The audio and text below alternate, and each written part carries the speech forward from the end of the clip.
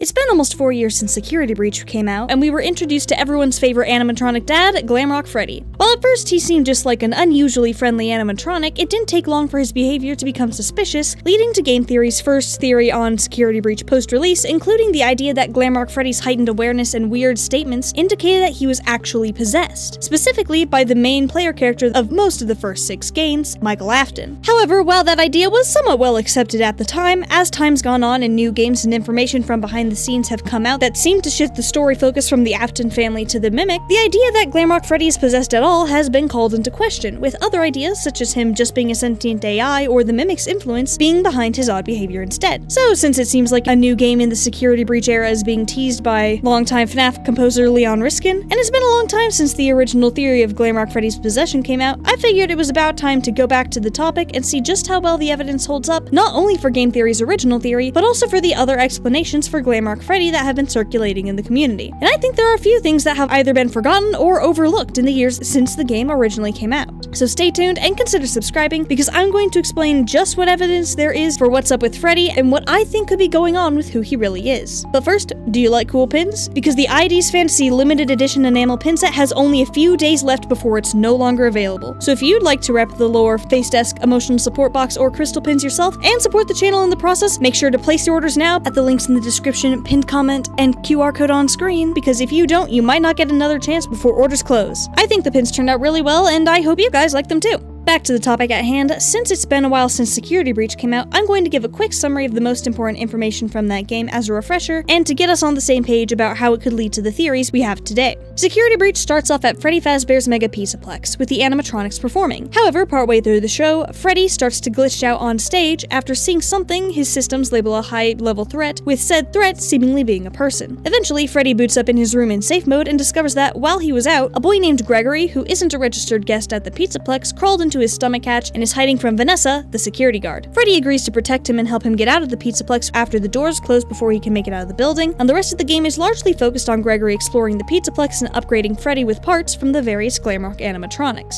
Meanwhile, the character Vanny, who either is Vanessa or is at least connected to her depending on the train of theories you want to go down, and the animatronics are hunting down Gregory due to the influence of the glitch trap virus. Additionally, Freddy being in safe mode seems to protect him from the worst effects of the glitch trap virus, though after Vanessa gets her hands on him in the maintenance area, he will become aggressive when he ends up in low power mode. If/when Gregory makes it through the night, there are 6 possible endings. There are a couple basic ones, such as where Gregory just leaves and gets tracked down by Vanny, and one where he and Freddy steal a car and Gregory uses the car battery to keep Freddy functional after he runs out of power. There's also an ending where they take the fire escape that's locked behind VIP access for probably illegal reasons. Freddy sets the Pizzaplex on fire and knocks Vanny off the roof, only for Vanessa to show up totally fine on the roof afterwards, as well as an ending where Vanny and Freddy both get disassembled by the staff bots. Additionally, there are 2 other endings that are somewhat debatable in terms of which one is the true ending, though one is more widely accepted than the other. However, both are important, at least from a perspective of understanding the world. The Princess Quest ending is achieved when Gregory beats all 3 Princess Quest games in the building, which are directly tied to Glitch Trap. Beating the 3rd game gets rid of Glitch Trap's influence from the Pizzaplex and allows Gregory, Freddy's head, and Vanessa to all leave the Pizzaplex and chill on a hill eating ice cream together. The other ending is the Burn Trap ending, where after fully upgrading Freddy, Gregory and Freddy head into the sinkhole under the Pizzaplex to discover that it was built on top of the Freddy's location from Freddy Fazbear's Pizzeria Simulator, which is surprisingly intact after it was set on fire with the animatronics that were lured there and the player character who was probably Michael inside by William's former business partner Henry, as well as having the Pizzaplex built on top of it. Inside the building, there's a massive hole in the middle of the pizzeria floor, which Gregory can only go down in Freddy if he doesn't want to get attacked by the local pile of robot spaghetti. And as the 2 descend, Freddy has a whole monologue about having been there before, finding himself when he was forced to clear the path, now having a choice where he didn't before, and how despite his friends being present, angry, and confused, he would protect Gregory, before finally ending off by saying, "I am not me." Then the floor falls out from under them, and we're treated to a cutscene of an extra crispy spring bonnie-suited corpse man with purple eyes emerging from a charging pod, who then proceeds to hack Freddy and send the Glamrocks to attack Gregory. After successfully setting Burn Trap on fire a few times, the building starts to collapse, Gregory and Freddy escape, and Burn Trap gets grabbed by the animatronic blob. But while that's the story, there's one major thing that needs to be addressed before talking about its usage in theorizing. Namely, the most recent interview with Scott Cawthon released on Daco's YouTube channel for FNAF's 10th anniversary. In the interview, Scott explained that originally he hadn't told Security Breach's developer, Steelwolf Studios, what the actual story was, and assumed that he could get by just giving them pieces to the puzzle handle and certain things to include, only for Steelwool to take those pieces and try to make a story out of it themselves. For example, while he said he wanted to be careful about saying things to not mess with the lore, he mentioned that Burntrap wasn't originally supposed to move, instead being the sort of thing you would see peeking around the corners propped up against a wall or between things like an old decaying movie prop with an unclear purpose. Meanwhile, the Burntrap we actually got in the game was very mobile, with a whole cutscene of him emerging from his charging pod in a cloud of purple smoke. So, since there were miscommunications about the intended story and a lot of dissatisfaction from multiple parties with how the game turned out, Scott ended up working more closely with Steelwool with the intention of making things right by the fanbase, and made the Ruin DLC to redeem the game. After the interview was released, a lot of fans interpreted Scott's statements to mean that main game security breach is an unreliable source of information and was partially retconned through the Ruin DLC being the actual story Scott meant to tell the whole time. And as such, everything in security breach that isn't directly shown to have happened in either Ruin or Help Wanted 2 isn't canon, or at least shouldn't be given much weight when considering the overall story. The Burntrap ending? Irrelevant. Any connections to past games and characters? Steelwool's fault and no longer canon. Ghosts in general? Potentially not even relevant to the current story arc at all, because Ruin's main villain is the Mimic, an endoskeleton that could be haunted by emotion, but is aggressive due to behaviors it copied rather than possession by a spirit. The thing is, I think all of these takeaways miss one crucial detail from the interview. Namely, Scott seems to still consider what we got in Security Breach to be the actual lore. He said he was hesitant to give an example of miscommunication between him and Steelwool because he didn't want to mess with that lore, but thought it might be okay for Burntrap. He then refused to explain what Burntrap's original purpose was, and referred to it in the past tense, likely because that purpose has changed to account for what we got in Security Breach. Not to mention the idea that the entirety of Security Breach managed to get past Scott without him seeing or altering any of it himself doesn't make any sense. There may be things he wasn't able to change if he didn't want to have to delay the game again, but I find it highly unlikely that somehow Steelwool managed to show Burntrap's hands in one of the early trailers for the game, and Scott didn't correct them on the design if, for example, Burntrap was originally intended to be a strangely immobile mimic. In fact, I wouldn't be surprised if the reason Burntrap seems to come out of nowhere at the end of the game with very little build-up is because Scott told Steelwool to not include him anywhere except for briefly in the pizzeria at the end of the game. However, by the time the game was due to release, that brief inclusion at the end of the game ended up as the Burntrap boss fight. And unless Scott wanted to delay the game again, they had to put out the game in the state that it was. Either way though, I think it's much more likely that Ruin was only a course correction in the sense that it got the story into a comprehensible position and set things up for future games. If Ruin's existence retconned or decanonized any of Security Breach, I feel like Scott would have said so the same way he decanonized the version of Doug in the FNAF movie book that was a creep, and said that if the one retcon he'd made before Pizzeria Simulator had caused issues, he would have made a statement addressing it. Meanwhile, in the statements we actually did get from the interview, he specifically implied that the lore we got is the actual lore and the original plan is something that is past tense. He did say that Ruin put them in a position where things could be continued easily, but I think it's hasty to assume that the story and themes he referred to exclude the main game that Ruin is a direct continuation of, especially when Ruin includes things like the Blob, despite it only appearing in an ending that most fans consider to not be the one that actually happened. I personally think the Blob being there indicates that Scott and Steelwool were trying to say that stuff from the main game was going to be addressed more directly whenever the Blob ends up showing up again, even if not in Ruin or the couple games that came after. Either way though, at any time Scott could have told us that things should be ignored, or that because an ending didn't happen, its information isn't relevant the same way that, say, Pizzeria Simulator's non-canon endings are. But he didn't. He referred to his original plans in the past tense, and referred to the events of Security Breach as lore that he didn't want to mess with. Because of this, I feel like Scott still considers Security Breach to be important from a lore perspective, and that it's still incredibly important to consider all the information in main game Security Breach when theorizing about things like Glamrock Freddy's identity, even if the two most recent games don't touch on it too directly. As such, I'm going to be treating everything in main game Security Breach as either what did canonically happen, or what could have canonically happened if the actions for different endings were taken, and refer to the additional context we get from the content we got after game's release as the video goes on, just like I would with any other game in the franchise. That being said though, base game Security Breach and its story is what MatPat was working with in his first theory on the game, and from just that game it's pretty easy to see where he was coming from with the idea of Mike Afton possessing Freddy. While some of the points he made in that video, such as the idea of the FNAF 4 bullies being in the Blob and being the friends Freddy was referring to in his monologue, are definitely weaker and have more straightforward explanations, there are a lot of things that line up for both Freddy being possessed and the idea that the spirit possessing him was Michael. After all, he does have that whole "I am not me" speech about finding himself while clearing the path in the Pizzeria Simulator location, and how now he has a choice where he didn't before. It would make a whole lot of sense for him to be saying he's not just Glamrock Freddy, and for him finding himself and gaining agency being finding the remains or getting haunted by a spirit present at that location. who now needs to be factored into his identity and made it possible for him to break free from the limitations of his programming. And if that is the case, there are only so many candidates for who he could be possessed by who are in the location and don't fit other characters better.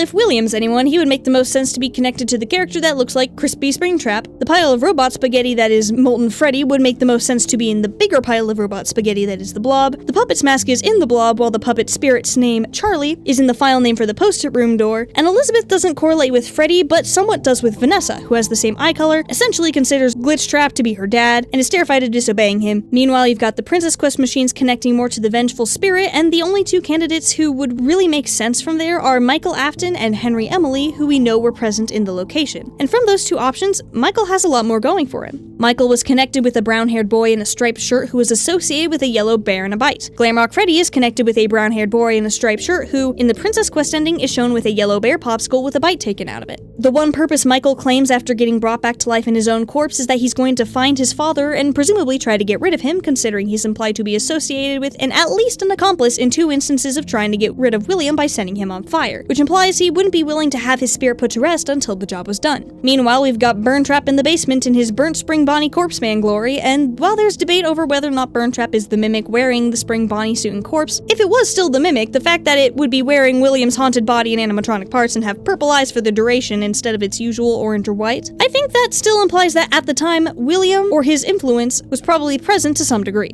And if William was, or even seemed to still be around, I doubt that Michael would be content to move on himself until he could be sure that William was gone and couldn't hurt anyone else again. And that's not getting into some of the other parallels that connect him back to Mike. Michael had an animatronic crawl inside of him to hide from people. Glamrock Freddy had a kid crawl inside of him to hide from animatronics. Michael is associated with the color purple and put his brother in the mouth of a Fredbear animatronic which had purple accessories. And Glamrock Freddy's bow tie turns purple as he's upgraded. The Princess Quest ending not only connects Gregory to the crying child through his bitten Fredbear popsicle, but the lighting makes it look like they're all wearing or shaded in the color purple, the color associated with Afton's. And the fact that Vanessa is holding an ice cream cone, which we know lured Elizabeth Afton into getting killed by Circus Baby, so with Gregory connected to the crying child and Vanessa to Elizabeth, that seems to imply a connection between Michael and Freddy by default. Similarly, there's a secret room in the Pizzaplex that's a modified version of Michael's room from Sister Location, where we can listen to recordings of both Vanessa and another character who the books imply to be Gregory's therapy sessions, and we can see a code on the wall that seems to be about Gregory based on part of the code translating to dodge, duck, flash, shoot, crawl, run, crush the vile band, which is exactly what he does during Security Breach. From there, wouldn't it make sense for the third focus of the room, namely the setup Mike used to watch TV during Sister Location, make sense to connect to the third member of the trio? Of course, Freddy being possessed by Mike wasn't the only common opinion during the time after Security Breach launched. There was, and still are, plenty of people who believe that Freddy is just an AI that happened to develop self-awareness while clearing out the FNAF 6 location. And that's what he meant by finding himself and now having the ability to choose, with his mention of not being himself referring to Glitchtrap taking over him. Technically speaking, I don't think it really makes much sense for Freddy to be referring to Glitchtrap taking over, since immediately before that line he says he'll protect Gregory, which isn't very Glitchtrap-like of him, and he doesn't even start getting hijacked until Burntraps slapped his hand down on the computer screen well after his speech is over. However, after Ruin and Secret of the Mimic focused much more heavily on the Mimic, and Help wanted to just bridge the gap between Security Breach and its DLC, a lot of fans have come up with other explanations for Freddy's behavior related to the Mimic. Some of them are in a similar vein to Freddy just being a sentient AI influenced by the Mimic program, but another interesting one that's come up since Secret of the Mimic is based on the introduction of F10 and 4, Fiona, the original Mimic program contained inside a machine that looks like the Mix's security system machine from the Ruin DLC. For those who'd like a refresher, since it has been a couple years since Ruin came out, the game focuses on Gregory's friend Cassie, who's lured to the Pizzaplex by the Mimic pretending to be Gregory. She's led to deactivating the security nodes around the building in the AR world, which she accesses through a Vanny mask that implanted a chip in her head that communicates with the occipital lobe of her brain, which controls perception. However, if she spends too much time in the AR world, a blue rabbit entity shows up and tries to stop Cassie by summoning the animatronics around the building and making it so she either can or can't take off her mask. Though of the animatronics, Roxy actually snaps out of her aggression when she realizes that it's Cassie and not the kid who stole her eyeballs. Eventually, Cassie gains access to the pizzeria simulator location under the building, where she finds a room with a destroyable concrete wall trapping the Mimic in the next room, and a machine labeled Mixes. When she deactivates it, we can see that the blue rabbit entity was tied to the Mix's machine, and with the concrete wall destroyed, the Mimic is let loose. Fortunately for Cassie, Roxy manages to stop the Mimic from attacking her, and the real Gregory gets in contact with her. Unfortunately, Roxy isn't able to hold the Mimic off forever, and Cassie ends up getting chased by the Mimic and dropped down an elevator shaft. Meanwhile, Secret of the Mimic shows us that the original Mimic, M1, ended up imitating and taking on the identity of its creator, Edwin's deceased wife, Fiona. However, after Edwin's son David died and he failed to recreate him the way M1 sort of recreated Fiona, he got upset and said he never wanted to see or hear M1 again, seemingly stuck her in a suspiciously Mixes-shaped F10N4, and copied her program to make M2, the Mimic we see in Ruin. With the strange overlapping text and intercom feedback in the elevator before Gregory shifts from trying to save Cassie to trying to get rid of her by dropping it, and how Gregory previously mentions a friend that has the building maps and how Cassie should follow Static's instructions, I suspect that since we know Gregory has also been in the Mixes room with his backpack being there, Mixes/M1 is the friend with the building maps, and was actually the one to drop Cassie. The thing is, while Gregory could just consider M1 a friend because of the off-screen familiarity implied by the presence of his backpack in the Mixes room, another idea that I've seen suggested is that he considers M1 a friend because M1 was partially in control of Glamrock Freddy. We know that Mixes has connections to all the animatronics since it's linked to them through the security system in Ruin, and Freddy finding himself when he cleared the path in Pizzeria Simulator could be because he found Mixes, which was then able to exert extra influence over him to make him not himself. We know from Secret of the Mimic that M1 talks a bit formally, just like Freddy does. Additionally, Roxy was also connected to Mixes, with the connections going so far as her literally being a security node in the system that needed to be disabled, and her speech follows a similar, more formal pattern when she's snapped out of her glitch trap-fueled rage mode by Cassie. Additionally, with Fiona's persona at play, an M1 influenced Freddy would have plenty of reasons to protect Gregory. M1 lost the child she viewed as her son and wanted him back, and maybe she sees some of David in Gregory and feels protective over him. Not to mention, while Michael as Freddy would make sense as being a foil to William or a William persona as Burntrap, the amount of focus and relevance that the Mimic has gotten recently would make it make sense for M1 to be the foil for M2. Sure, there may be a lot of ways that Freddy parallels or connects to Michael Afton, but there isn't actually anything weird about him that can't just be explained by either M1's involvement or him just developing sentience at a coincidental time, right?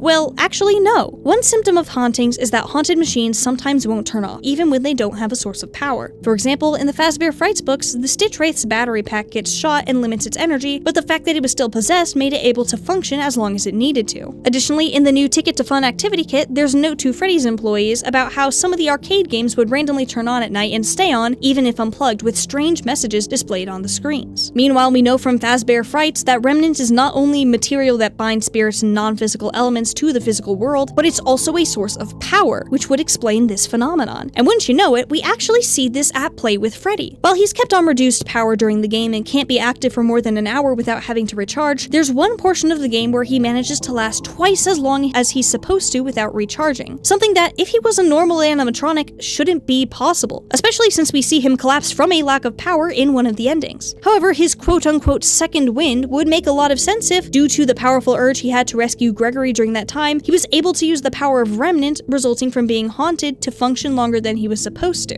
Throw in the Michael connections and how the idea of Michael getting his little brother killed only to end up saving the life of a boy who looks a lot like him is very satisfying from a narrative perspective, and even though Freddy isn't relevant enough in post-main game security breach to get more information on what's up with him, I definitely say that the evidence as it currently stands points the strongest to Mike possessing Freddy. While I understand the concern that being haunted takes away from Freddy himself as a character, I think it's important to remember that when it comes to haunted animatronics, the AI of the animatronic is often just as important as the spirit possessing it. Circus Baby is an excellent example in both the games and the original novel trilogy, where she's influenced by both her programming Circus Baby's memories as well as those of Elizabeth. It's even probably the case for the main animatronics as well, since they typically act in accordance with the animatronic programming they have but are also influenced by their spirits. Glamrock Freddy canonically has a personality chip that dictates his behavior, so everything we see Freddy do in-game is still based on Glamrock Freddy's actual character and personality. It's just also not him at the same time, as Michael would be considered just as much part of him as that programming would be. Not only that, but if we refer back to the Scott Cawthon interview, one thing that he very specifically said is that because he has an inclination to lean sci-fi, he especially likes things involving possession of AI or possession of machines and circuitry. Not that he just likes AI or just advanced machines, but specifically the possession of it. In the interview itself, he says this in reference to how he loves the idea of glitch trap, which is a whole can of worms for the mimic trap debate, but I think it could apply equally well to Glamrock Freddy. If Scott's inclination is towards the possession of AI, why wouldn't the signs of Freddy being possessed point to him actually being possessed? Why wouldn't spirits still be possessing animatronics, arcade cabinets, and computer programs? The supernatural and technological are both core aspects of the series, and while the technological side is much more front and center in regards to the Mimic, that doesn't mean there can't also be supernatural things going on as well. We see that the player in Help Wanted 2 seems to possess the bot that gives Cassie her Vanny mask, we know there's a white tiger apparition haunting the building in Secret of the Mimic, and we know that Freddy found himself in the pizzeria simulator location, recognized Burntrap as a him while Gregory acted like that was weird and called Burntrap that thing, and was able to get a second wind to help him power through a time when he should have powered off.